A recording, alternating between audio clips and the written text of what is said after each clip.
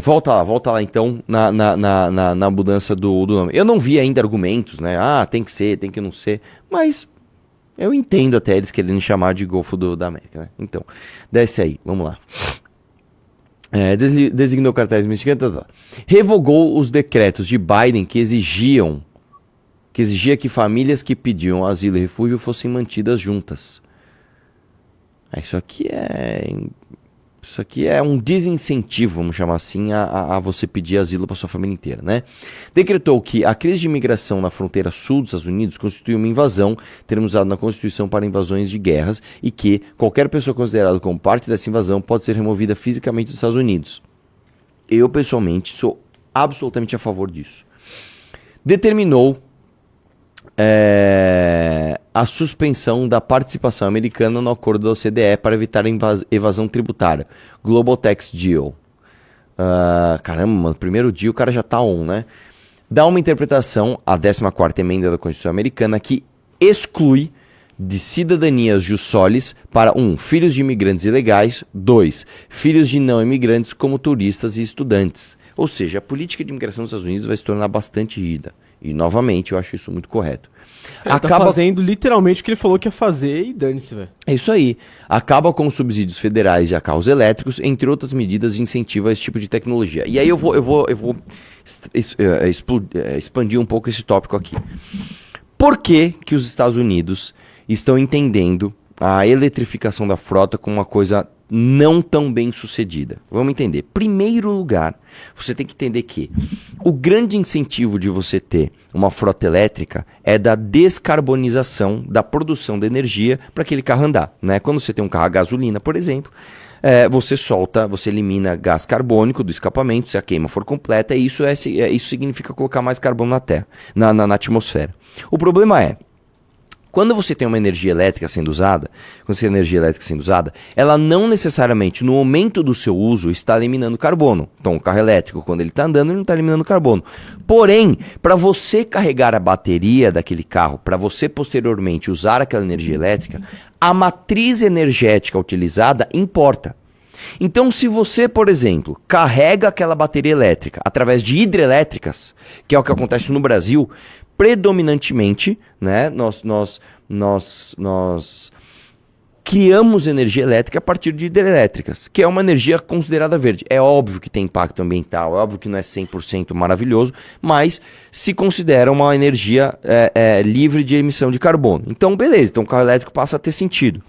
Quando você está nos Estados Unidos e a base energética, a matriz energética é termoelétrica, que é basicamente queima de carvão, não faz sentido, porque inclusive durante transformação de energia você perde, tá, eficiência. Então, se eu tenho lá energia térmica, que é a energia do carvão, sendo convertida a outra energia térmica, né, que é a água evaporando. A água evaporando, sendo convertida em energia mecânica para gerar uma turbina, e essa turbina sendo convertida em energia elétrica, você tem uma perda desse processo, então você acaba jogando muito mais carbono na atmosfera para produzir energia elétrica do que se você usasse, por exemplo, hidroelétrica, ou se você tivesse, por exemplo, um carro a álcool.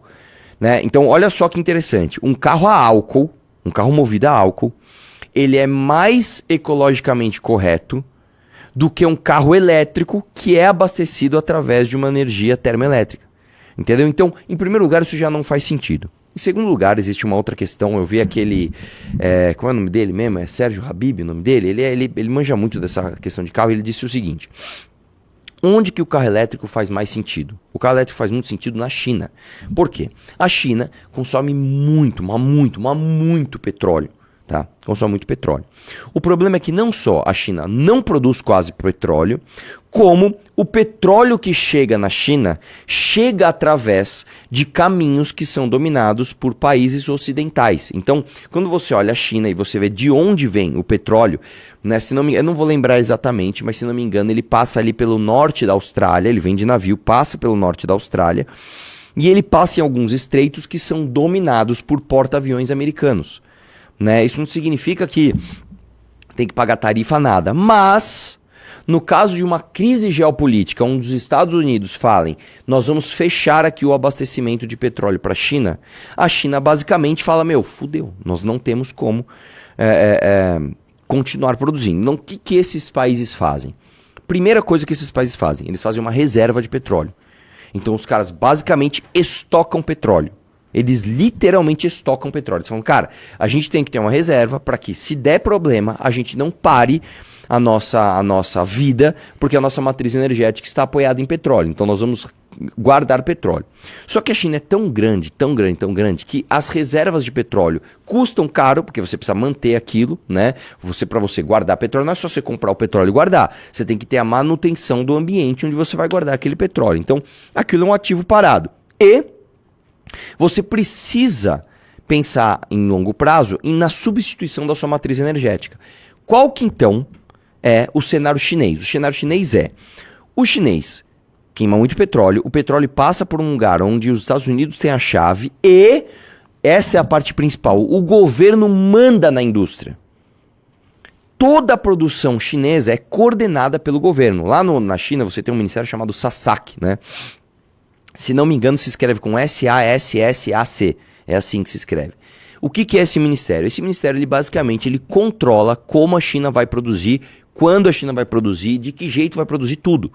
Então, quando a China fala assim, nós vamos mudar a nossa matriz energética para a eletrificação da frota, você não tem estímulos de mercado para isso. Você tem estímulos governamentais. Então, o governo pega um bolo de dinheiro e basicamente cria um monte de estação de carregamento. Fala para as fábricas, agora as fábricas vão investir em carro elétrico, vocês vão comprar carro elétrico, vocês vão produzir carro elétrico, as pessoas vão vender, as pessoas vão comprar carro elétrico, nós vamos eletrificar a frota. E o cara não vai ficar na mão, porque ele está dentro de um planejamento onde o Estado manda em tudo. Então, desde a indústria que faz o carro, a indústria que faz a bateria, a indústria que faz os postos de carregamento, as licenças governamentais para você abrir um posto de carregamento, tudo isso é coordenado centralmente para que você pega o país e vira ele, ó, nós vamos virar ele nessa direção. Nos Estados Unidos, você tem outro cenário. Qual que é o cenário nos Estados Unidos? No cenário dos Estados Unidos, você tem uma economia de mercado. Então lá tudo é feito através de estímulos mercadológicos.